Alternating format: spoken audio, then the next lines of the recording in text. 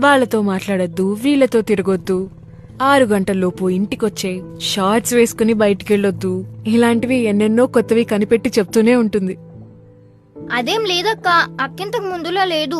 అడ్వైజులు ఇవ్వడం తగ్గించింది. పరిస్థితి అలాంటిది. అడ్వైజ్లు ఇవ్వటం వల్ల ఏమీ మారదని తను అర్థం చేసుకున్నట్టుంది. ఆడపిల్ల ఈడేరితే కష్టాలు, ఆ కన్నెతనం తెచ్చేనమ్మ కన్నీళ్లు అని హితబోధ చేస్తుంది. నమ్మి మోసపోవద్దు. ఆడపిల్లగా పుట్టావుగా, ఇక ప్రతిరోజు యుద్ధమే.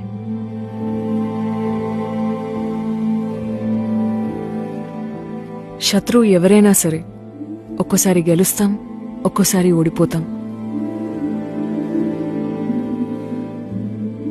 కానీ ఆ సిట్యువేషన్ హ్యాండిల్ చేసే విధానంలోనే ఈ ప్రపంచం నువ్వెవరనేది గుర్తిస్తుంది. Welcome to వుమెన్హుడ్.